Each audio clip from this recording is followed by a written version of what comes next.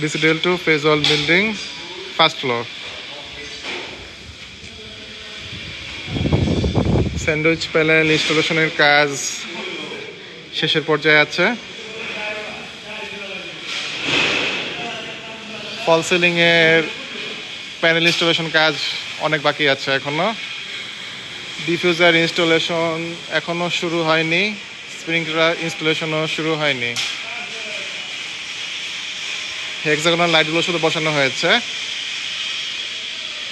দোকানের পাশের linear grill, এইচব্যাকের অংশ, এগুলো করা হয়েছে। ভয়েডের এসিপির কাজ এখনো শেষ হয়নি।